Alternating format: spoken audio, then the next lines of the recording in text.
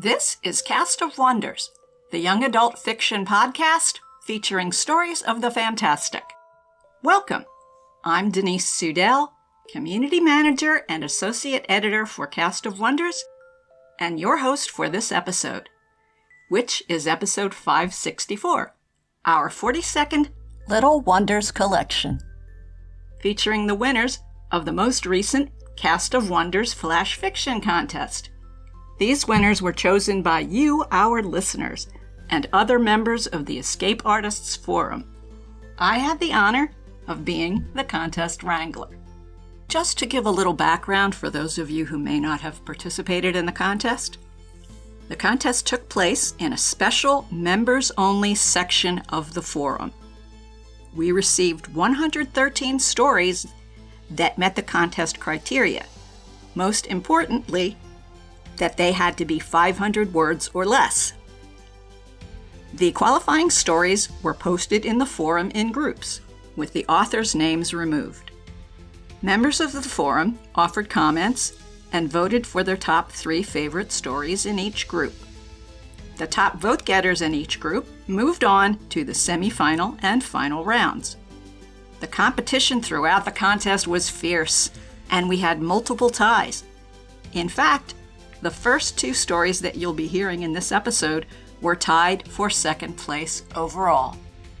I'll just note here that this was the last contest that EA will be conducting through the forum. Since most discussions of EA podcast stories and related topics have moved over to our Discord, our next contests will be held there as well. Please be alert for announcements on each of the EA podcasts, including here at Cast of Wonders, about any upcoming Flash Fiction contests. Now, though, let's hear the winners of this final forum contest. All 3 of the stories you're about to hear are Cast of Wonders originals.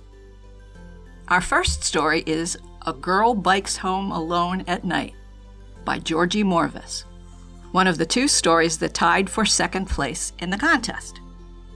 Georgie Morvis is a writer based in Chicago, by way of Kaleo, Hawaii, and Las Cruces, New Mexico. They won the Judges Prize for their short film script, Shrimp Heads, at the Ojina Filmmakers Lab 2022. They also were one of 10 finalists for the Dream Foundry Emerging Writers Contest 2022. When not writing, they enjoy reading, listening to Carly Rae Jepsen, and watching Greta Gerwig movies. You can follow them on X at gmorvis. That's G-M-O-R-V-I-S. This story is narrated by Tara Kennedy. Tara Kennedy is a lifelong Washingtonian of Hawaiian, Chinese, and European descent.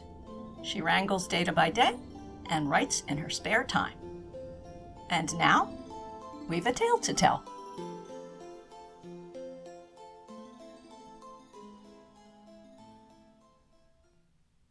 A Girl Bikes Home Alone at Night by Georgie Morvis.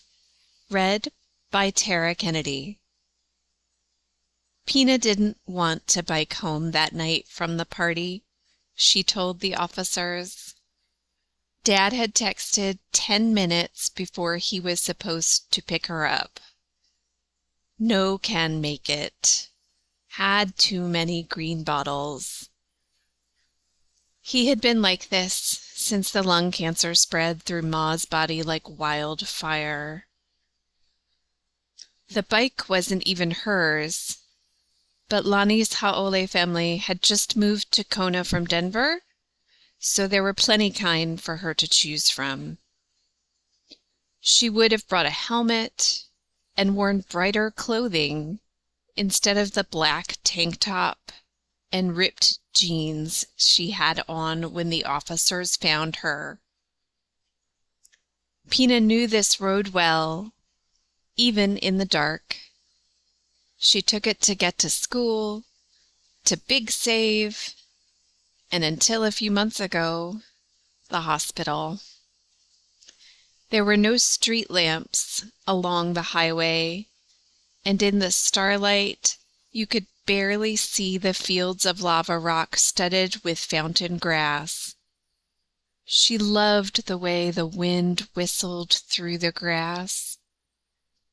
Dad said, "Burn 'em. Stay one invasive species." One of the officers clapped to get her attention. She might be concussed. The other asked her what she remembered. The car was going faster than Dad ever had on the winding road at night. She didn't see it coming until its headlights rounded a corner, music blasting from the speakers. It looked brand new. The next moments were blurrier. The gears of the bike had locked up as she tried to maneuver off the road. A shrieking car horn, a screech of tires, her shoulders scraping against the pavement. She remembered an acrid taste in her mouth, like metal, like rotten eggs. Dad said that's what a volcano tastes like, because of the sulfur, but they were miles away from Kilauea.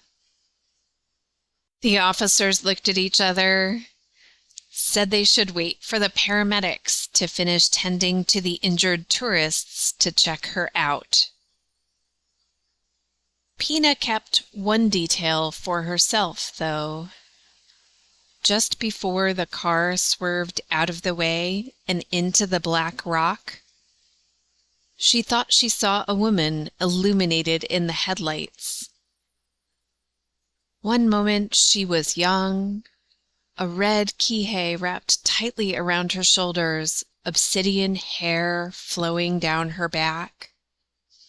A blink later and she was old, hunched over, wispy white hair, clinging to her head like a cloud on a mountain's peak, but just as beautiful as before. Pina swore she was smiling. When Pina opened her eyes after the crash, the woman was gone, a haze in her place. Pina would never know if the car had swerved to avoid her bike or the woman.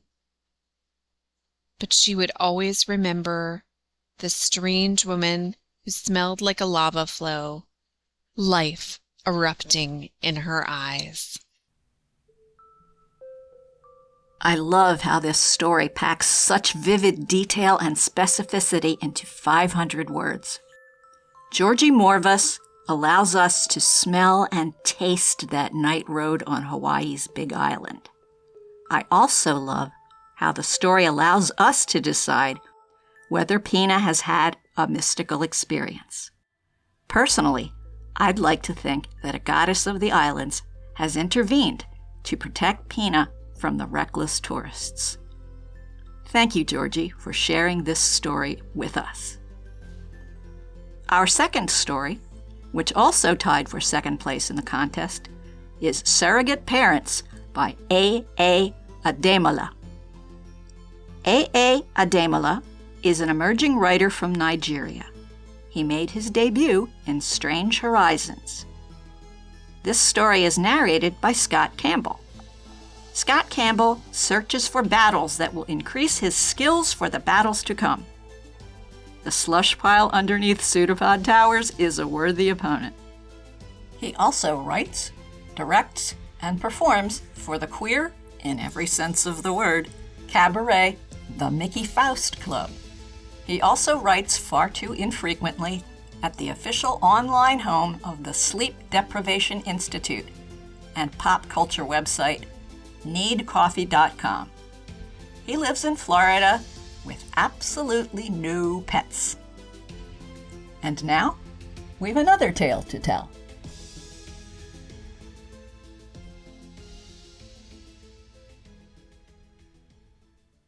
Surrogate Parents by A.A. Ademola. Read to you by Scott Campbell. You threw many tantrums when they were assigned to you. You called them stupid and told them to leave you alone when they asked how you were doing. When she made your favorite meal, you deliberately spilled it on her, saying it's too cold and you're not an animal to eat such a thing. When he told you it's no good way to treat your mother, you backtalked, saying she isn't your mother, and neither is he your father to tell you what to do. You were told they'd act like real parents and adapt to many new things.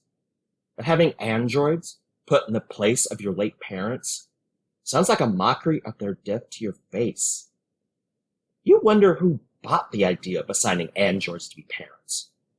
You were told it was a nonprofit organization. Android parents are expensive, but charities and donations made to the orphanage home made it possible to assign the surrogate parents to orphan children. You do not want to like them, and for a long time you don't.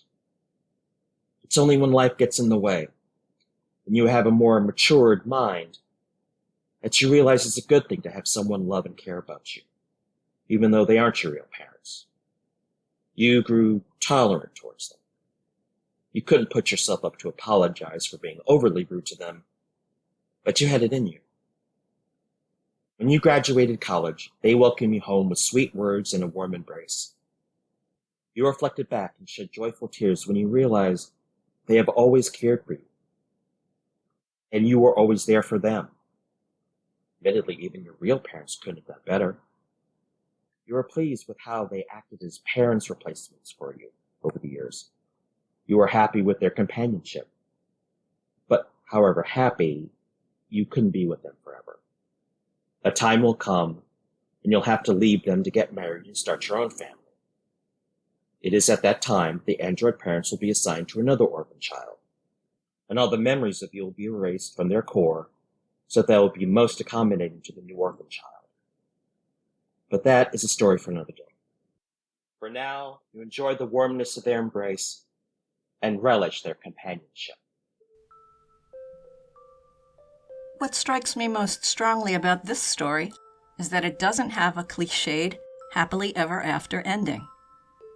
Yes, the main character eventually comes to accept, and even to love, the androids who are assigned as their surrogate parents. But that arrangement won't last forever, or even until the end of the main character's life. Instead, we know that eventually the android's memories will be wiped, and they'll be assigned to another orphan child. We don't know when it will happen, but we do know that it's inevitable. It's a bittersweet knowledge that will flavor the relationship between the main character and their surrogate parents, just as the knowledge of our own mortality hangs over human relationships in our own world. Thank you, AA, for this beautifully subtle story. Our final story is our first place contest winner, Magic in the Hands, by Carol China. Carol China is a deaf speculative fiction author who hails from the Northern Virginia region. Her stories have appeared in publications such as Flash Fiction Online, Daily Science Fiction, Escape Pod, and more. You can find more of her work at carolchina.wordpress.com. And Carol China is spelled CarolScheina. This story is narrated by Eleanor Wood. Eleanor R. Wood writes and eats licorice from the south coast of England, where she lives with her husband, 2 marvelous dogs, and enough tropical fish tanks to charge an entry fee. Her stories have appeared in Galaxy's Edge, Diabolical Plots, Nature Futures, the Best of British Fantasy 2019 and Best of British Science Fiction 2020, and various anthologies, among other places. And now, we've a third tale to tell.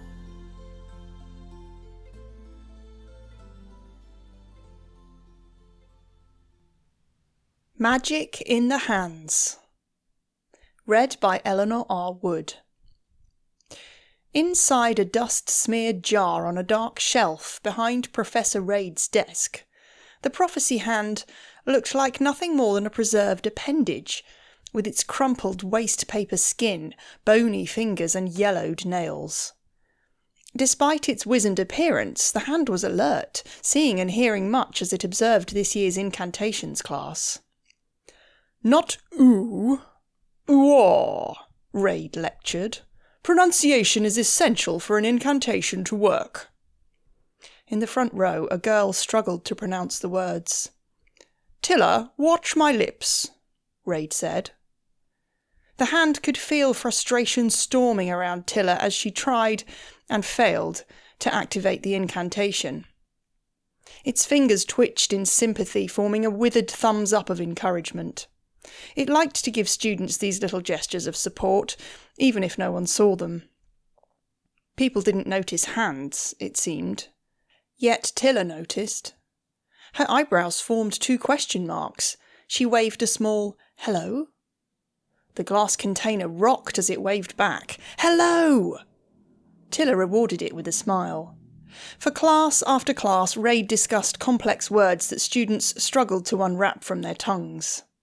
Magic takes 2. If you speak incantations to an empty forest, nothing will happen.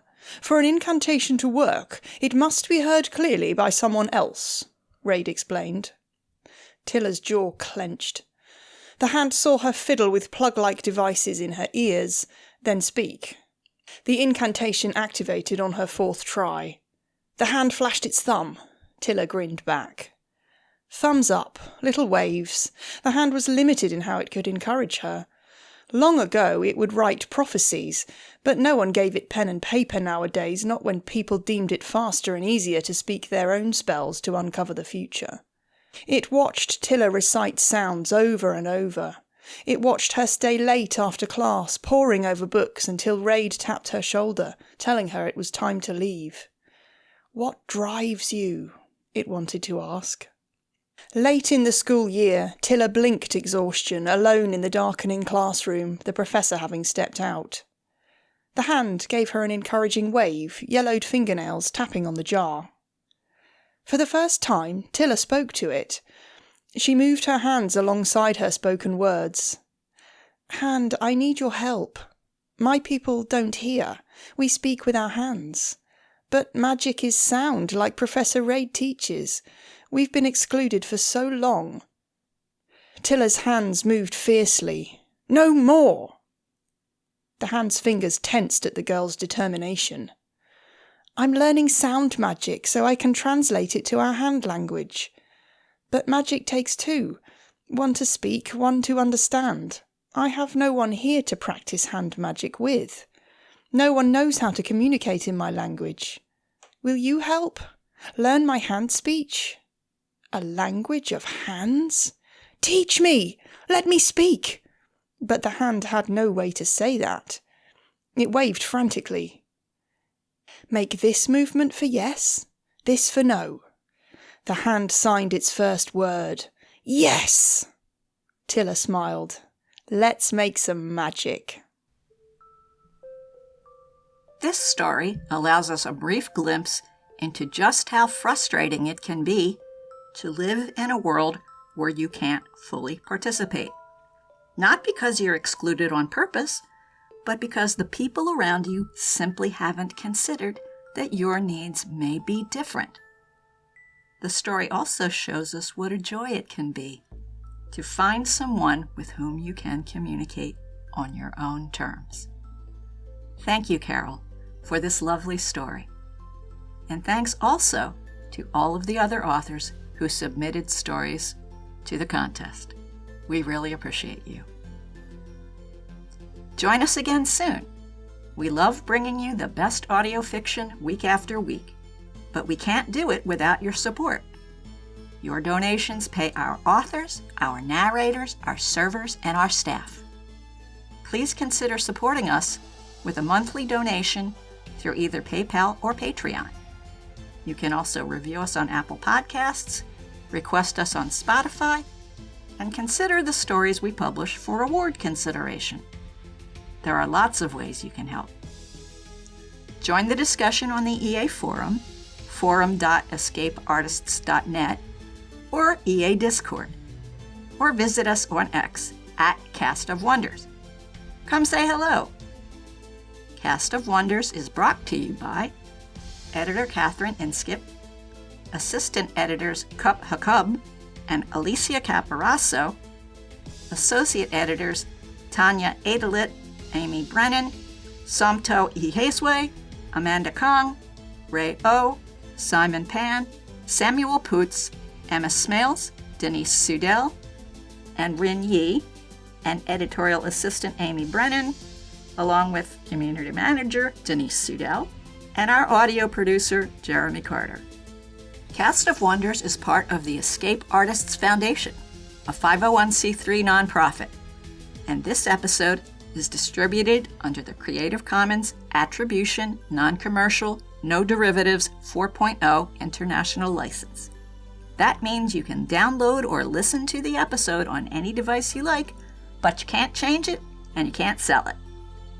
The Little Wonders theme music is Never Sus by Alexinov, available from Promo DJ or his Facebook page. Thank you for listening.